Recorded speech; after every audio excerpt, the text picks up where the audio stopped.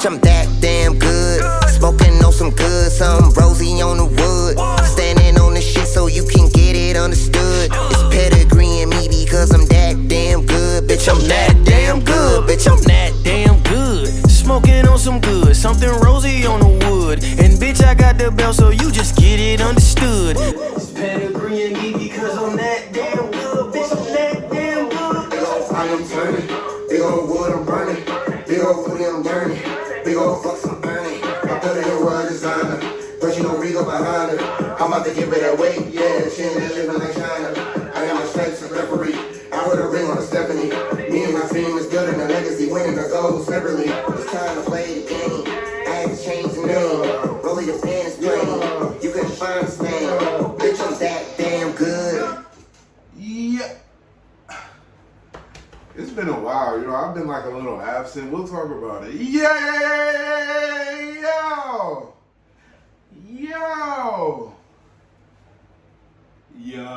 I still don't even know if I can use that like legally, but nothing's happened so far, so we're gonna keep going with it. Bro, so firstly I wanna say, I know. Just listen. Since my Vegas trip, I have just like, I feel like when I left for Vegas, we was here. I came back from Vegas and it's like, but I'm still here, you feel me? But like, I don't know, I feel like after I do this episode and then we're gonna do a wrestling episode that drops tomorrow, I feel like Monday I wanna do like just like a catch up episode. Like, can we catch up? Like, cause I feel like I'm just like kind of stuck in the realm of doing topics, cause I kind of wanted to just do like a catch up episode this week. But I couldn't do it this week because we had already started the Money Heist thing. And then on Fridays, we talk about wrestling, so they don't give a fuck about my personal life. But I do want to say to the people that don't watch the wrestling episodes, I think that you should probably watch the wrestling episodes. Not just because I put a lot into them, but I do feel like, I honestly feel like my wrestling episodes are a lot better than my normal episodes. Like, that's just real life. I feel like I put a lot more into my wrestling episodes. My wrestling episodes are a lot more produced, like they're a lot more edited, like a lot more fine, a lot more crisp. Like, I just really take passion in my wrestling episodes because, you feel me, I'm trying to be in the wrestling business, you feel me? So just, but anyway, we talking about Bella Ciao. We talking about Bella Ciao. We talking about Money Heist. We talking about Money Heist episode 3, 4, and 5. Last week we talked about episode 1 and 2. And this isn't like a review. I was told that this is more like an overview. And then when I thought about it, I was like, yeah, that is kind of true. It's not really like a review because I didn't really review what happened. I just kind of went over what happened. So I'm basically just going over what happened in episode 3, 4, and 5 with just like my little tidbits in between and like what I thought or you know, just I'll just be just giving my input as I go along. But I do got my notes here, and then again, make sure you check out that wrestling episode that will be dropping tomorrow. We are doing back-to-back episodes this week. So I do want to say that episode 3, 4, and 5 were extremely action-packed, like from start to finish. Basically, episode 3 starts out with Arturo basically getting CPR ordered by Monica. Arturo was shot in the heart and in the shoulder by Monica, who's now instructing everybody to give him CPR and bring him back to life. The guy with the eye patch, his name's not Berlin. What's his name? Fuck. I can't think of his name, and I didn't write it down for some reason, but the guy with the eye patch, the one that was like in love with Berlin or whatever, he's like, you shot him in the heart. Like, there's nothing you can do about it. Like, Denver's giving this guy CPR after he was just talking all this fucking shit about, oh, you're not the man, you'll never amount up to the man, like none of this shit. Like, he's giving him CPR now. Monica is basically like losing her mind because she feels like, and also I just want to say too, like even like since like the beginning, they're just kind of accepting the fact that they're dying in here. Like, Monica's like, oh well, he was our only hope for the baby, but like, I don't like that they're just telling us they're gonna die, because are they truly gonna die? Like, Gandia told us he was gonna kill Nairobi, and he killed Nairobi. So are they telling us that they're gonna die just because they assume they're going to die? Or are they telling us they're going to die because they are literally going to die? And I feel like it's gonna be really interesting to see who makes it out, how they make it out, if they make it out, and then if they do all die, Professor's just gonna be on the outside. Like, how does this work? Like, all the blood is gonna be on Professor's hands. Like, I just can't wait to see like how all this happens. So basically, Tamayo does like this conference, and he says that Alicia Sierra is a turncoat, basically calls her a terrorist, basically says that she set all this shit up by herself, and she's working with the Professor as like some type of turncoat correspondent. Basically said that she was working with the Professor and then got caught, and then since she got caught, now she's telling on the government. Basically, is basically how he tried to portray it, which obviously isn't true. So Alicia Sierra still has the 3 men tied up in the damn basement. Professor and his 2 henchmen. All these people are fucking tied up. They agree to release Arturo out of the bank by hostages pushing him on a gurney. The mayor is one of the hostages with handcuffs on, with a mic in the handcuffs. But they don't say this right away. But the mayor has a mic in the handcuffs, and they're gonna play a huge role later on that I'm sure Professor's gonna, you know, turn the situation in his favor due to those handcuffs at some point, somehow, some way. Like, we already know that the Professor knows everything before it happens, how it happens, when it happens. So, like, you know, at some point these handcuffs are gonna come into play. The Professor's still locked up downstairs in the stormwater tower, or stormwater tank, or whatever the fuck it's called, with the 3 guys. I just can't wait for her water to break. Like, she's in their face yelling. She's just like, "Oh, you son of a bitch." Tamayo basically says that they're killing hostages, and they shot Arturo because they were just killing hostages for no reason, even though Arturo was in the fucking bank causing mayhem. Like, Tamayo is just trying to make it so that the Spanish government, the Spain government, like, what are they? I don't know. He's just trying to make it so that they look their best. Like, he's trying to make it look as if we didn't do anything wrong and we're just trying to protect all of you. But in the same sense, Heist people are staking the same claim. They're trying to do the same thing. They say that they're for the people and all this and all that. So that's why it's kind of like binding rather, because they're both trying to say, "Oh, we're for the people," when truly only the Money Heist people are for the people, not the government, not the military, not Tamayo, none of that. So as he's doing the conference, Professor's talking to Alicia Sierra like, "Oh, it's over now. They're never gonna believe you." And she's like, "Oh, shut up. Da, da, da, da, da. Her water fucking breaks. Thank God. Thank God. Her water has finally fucking broken. It's broken. So, like, now she's gonna have to untie one of these fucking people. But this dumbass lady is dragging mattresses across the floor while she's pregnant, and the water has broken. She's holding on to like poles and screaming and dragging mattresses, and she's like, "Oh, I'm gonna give birth myself the old natural way, or the old-fashioned way, like they used to do in the 1800s. I'm gonna give birth the old-fashioned way." And puts her phone up on like a selfie stick. Puts the phone on a selfie stick and puts it down there and is looking like trying to deliver the baby herself. And Professor tells her like it's a breached baby. And I think that means like when the head isn't down, I think. I don't know, I ain't got kids. I don't want kids for like another, 5, 6, 8 years. So I'm not thinking about a fucking breech baby at this point. I feel like I'm a fucking breech baby in this fucking world that I gotta pay bills in that I didn't ask to be in. I'm the breech baby. But the baby was breached, so she had to untie them, and then they got out, and then they proceeded to help her give birth. Now, honestly, this kind of proves that what kind of person Professor is, because I would have had her untie me, and I probably would have like threw her ass out or something. Because remember, she's been shot. Professor's been shot. He shot her.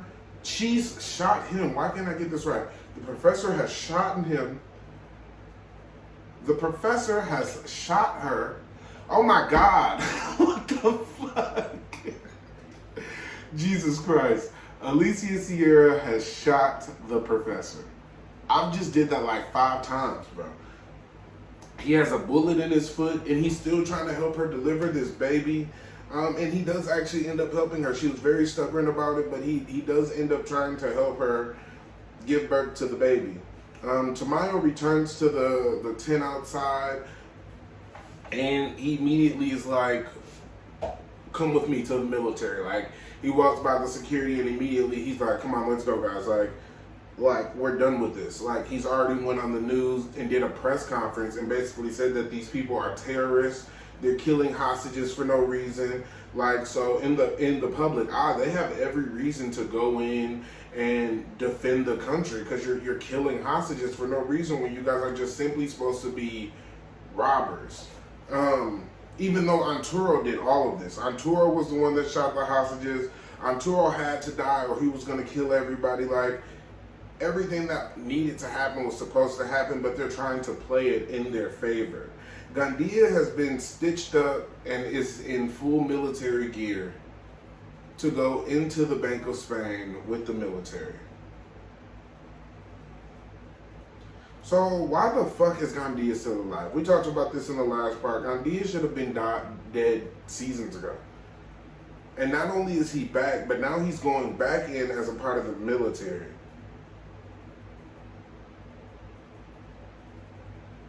The military go into the bank by literally blowing the roof in Helsinki out of the fucking, out of the water. It was a massive explosion. They literally blew the roof off the place. Helsinki, they're telling Helsinki, I think it was like the library or something that they were blowing in the roof of, or blowing in the top of, and they were telling like Helsinki's walking with like these huge ass fucking bags, and he's like, they're telling Helsinki like, come on, get out of there, you can't stay in there. He's like, no, I'm building a fort. Just walking back and forth. I'm building a fort, I'm building a fort. They blow the roof off the place. Helsinki goes fucking flying as if he's like a piece of, this was Helsinki, like literally just literally paper. He literally flew against the wall. There was like this huge 10-ton statue falls on his legs, and the episode just basically ends with, you know, the huge explosion. As soon as they blow the bank, there's this huge explosion. At the same time as the huge explosion, Alicia Sierra gives birth with the help of the professor. Right before this happened, Tokyo and Rio made up. Denver's kind of talked some sense into Hanukkah. So there was kind of like a lot of like little things going on, but a lot of little things that didn't matter, like a lot of like personal conversations and like a lot of I'm trying to say reconcile, but like reconciliations. There was a lot of reconciliations. I don't feel like that's a word, but we'll go ahead and go with it. There was a lot of reconciliations, and the episode basically ended with, you know, the ceiling being blown off the fucking place. Episode 4 starts with Helsinki flying like the piece of paper. It ends with Helsinki flying across the room like the piece of paper that I just threw off. And like this huge, massive statue lands on him, and you can hear him yell like, ah, you know, like a fucking 10-ton statue just landed on you. Anybody's gonna fucking scream. They're basically trying to like tell him like, oh, it's okay, and we're coming for you. They're trying to get him out of there. They're telling him to leave, and he's like, I can't leave, I'm trapped. So now they're trying to come up with this plan to get Helsinki untrapped, and now they're gonna go into the roof and try to climb down through the roof, and now there's just a lot of stuff going on. And again, the whole thing was action-packed. Like, I don't know why I'm having such a hard time trying to figure out where the fuck to put that, but Episode 4. Episode 4. So Professor notices what's going on. He's finally getting up, and once he sees it, like after they have the whole scene with Helsinki, they play the theme song, then it's Professor. He sees what's going on, he immediately puts the headset on. Professor's just like telling them, giving them instructions right away. You remember they had the plan to go to the roof to try to get Helsinki. Professor's immediately like, no, don't go to the roof. There's 100 snipers out there, you know, they'll kill all of you.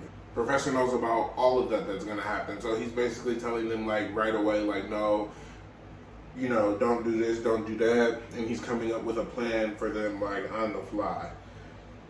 Gandia is literally back inside of the Bank of Spain with the military. Gandia is here. Gandia is coming back with a vengeance to try to,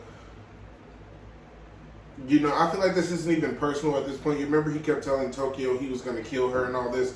It's personal at this point. He's just trying to go in and get like the redemption because he feels like they have the upper hand now. He's trying to go in and feel like, you know, right the wrong. He feels like he's been wrong, so he's trying to go in and right the wrong now. But again, Gandia should have been killed a long fucking time ago.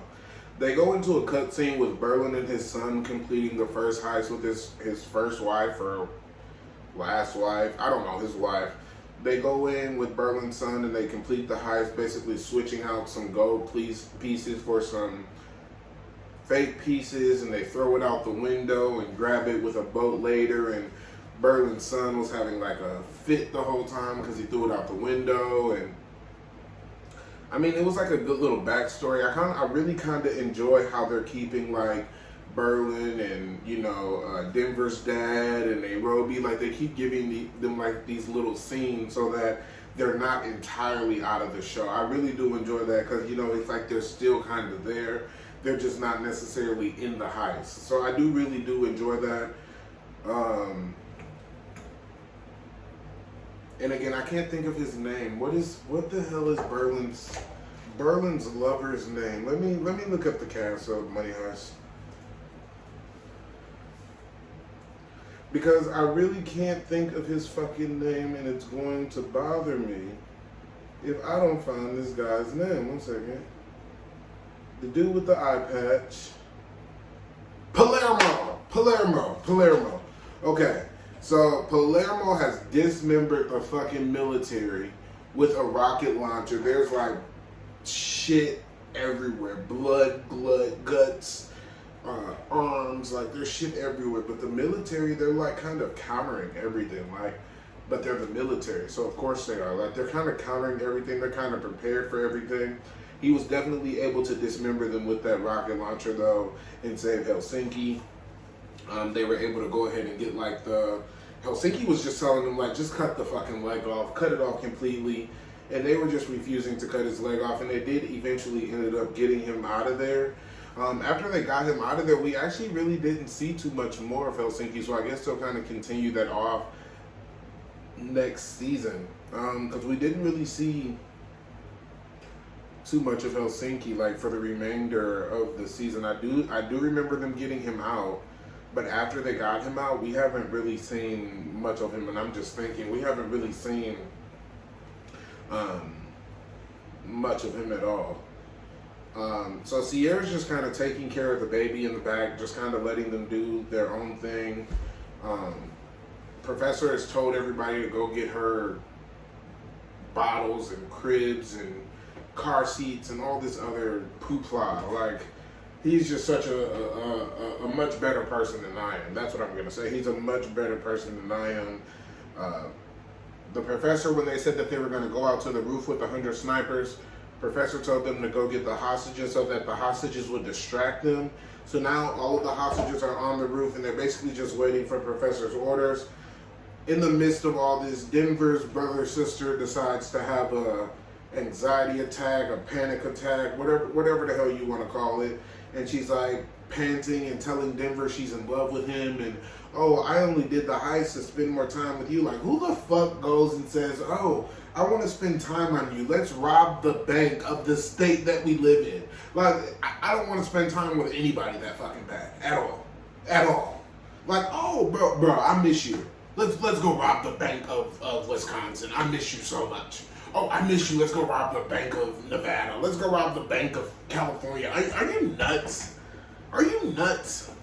So the hostages are around the room. She's having a panic attack. And while all this is going on, the military are still in the fucking Bank of Spain with the robbers. Tamayo's on the outside basically waiting to send another team in, and Professor calls. Professor calls and he plays the recording of him saying that, remember, because the mayor had the handcuffs with the mic in them, he calls Tamayo and he plays the recording of him saying, it wasn't the robbers it wasn't Arturo that killed them, it was the robbers, and we need to take the robbers out, and this and that, and this and that. And so now Tamayo's like, I'm not sending anybody else in. His hands are tied. Like, he's like, I can't do this. He gets off the phone and he's telling them, like, you don't get calls from the fucking president and all this other shit. So, like, now he just feels like his hands are tied. The military are inside requesting another team. Tamayo's not sending them another team because Professor is saying that he's going to release these tapes that, Tamayo said, and he can't deny and say he didn't say it because this was right before the press conference, actually.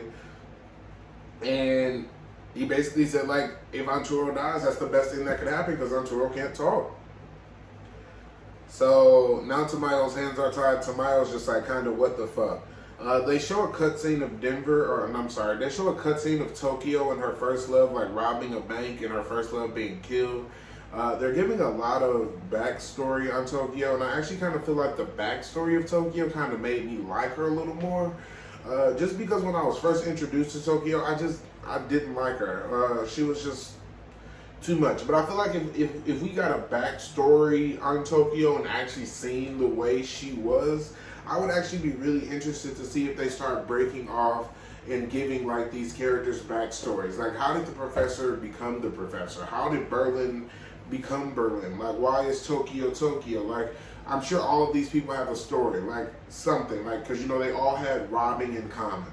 So I would love to not necessarily get full in-depth stories on each character, but I do feel like there's people like Nairobi, Tokyo. I don't really care about Rio, but you could throw Rio in there, Denver, Professor. Like, I would be really interested in seeing those type of backstories, and even if they wanted to do something more with Lisbon, where they wanted to, like, go into detail of when she actually went to the island with Professor and, like, how that all took place. Because she kind of just went to the island with Professor, and then the next season she was like, oh, I'm one of you.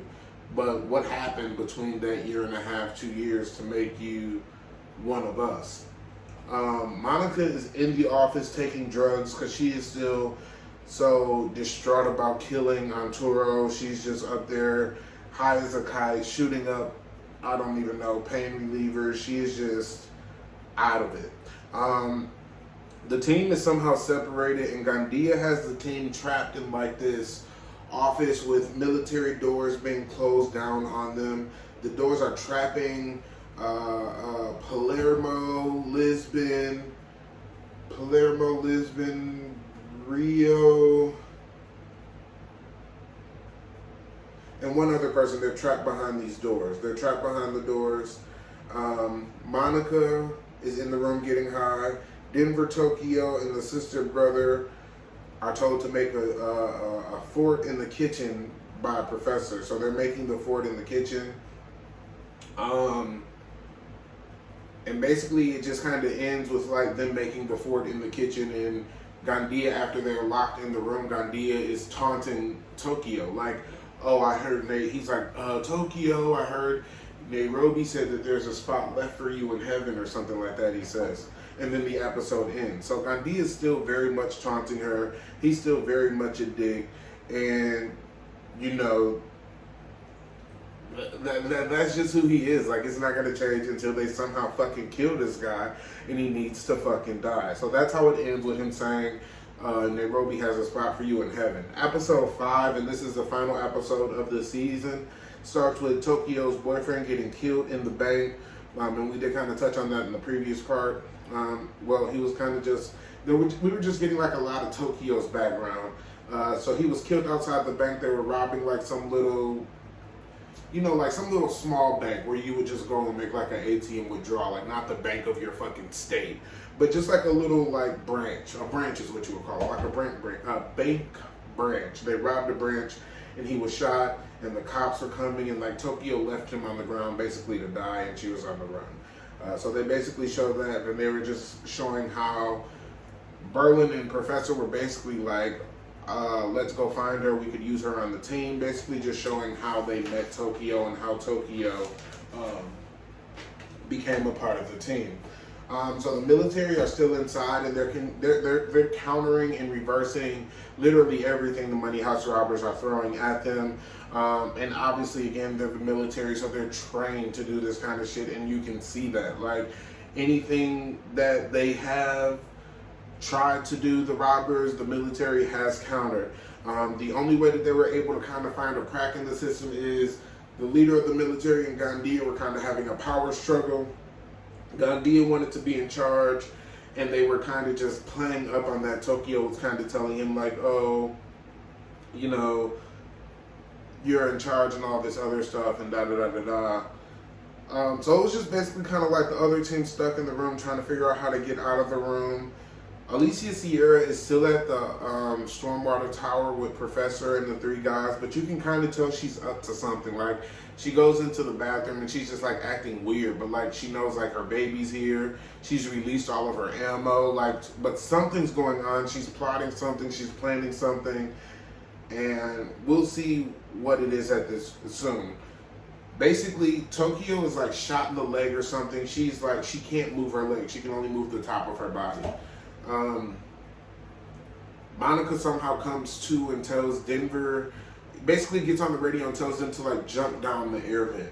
Tokyo can't jump down the air vent because I think she got shot in her arm or something, but she couldn't do something, like she couldn't hold the cables to go down to the air vent. So she basically told them to go and pretty much sacrificed herself, much like Berlin sacrificed himself. They went down. Rio's drilling a hole in the floor to try to get to Tokyo, just being fucking annoying and in love like only fucking Rio could do. So he's drilling through the floor, and ultimately they bust into the kitchen and they kill Tokyo.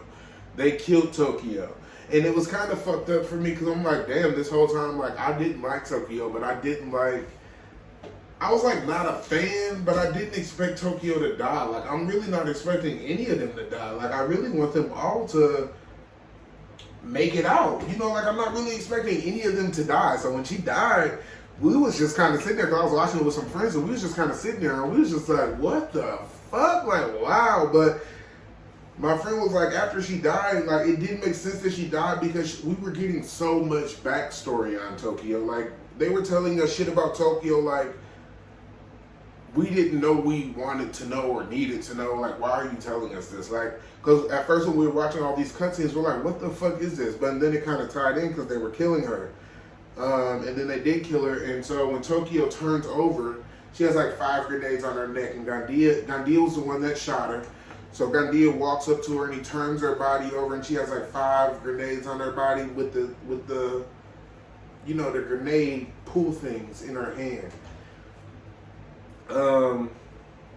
And basically blew up herself and Gandia in the kitchen, and then this fucking episode ends, the season ends, and that's it. That's fucking it. Like, I just couldn't, like, it was just like, I feel like if this show was coming on, like, on a weekly basis, I feel like we would be fucked. Like, I would be losing my mind. There's no way I would be able to wait for, like, every Monday for this to come out, or every Friday for this to come out. I would be losing my mind. Like, what the fuck is going to happen? Like, this is definitely the best show on TV. I don't care what anybody fucking says. I don't give a fuck what anybody says. This is the best show on TV.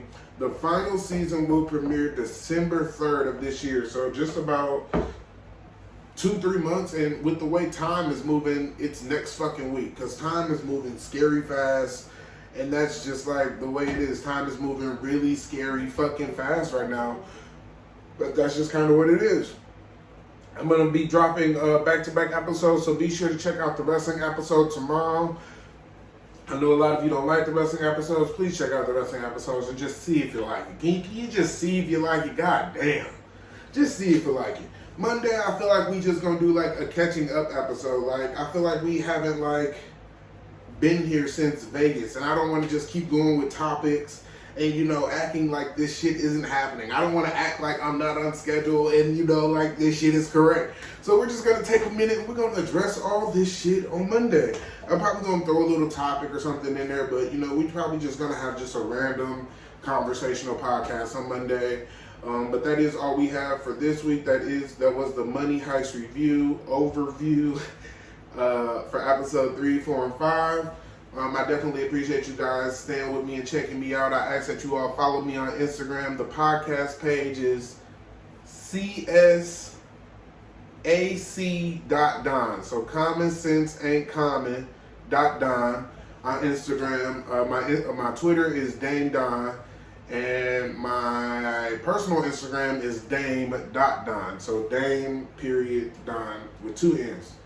We do 2 N's because the 1 N ain't in. You feel me? 2 N's. The 1 N is not in. I'll see y'all tomorrow, actually. I'll see y'all tomorrow. I got a cold shoulder for a fuck nigga if he prove he a mog. I'm pulling up, I got the hammer. I threw an X on the banner. She ain't there throwing that ass at me, but I would not fuck if she Bama. She call me Billy like badass, I call her Billy like Jean. I never stack on the fast cash, even the jacket is jean. If it's a problem, I'm coming direct. I ended up making a scene, cause I've been through hell and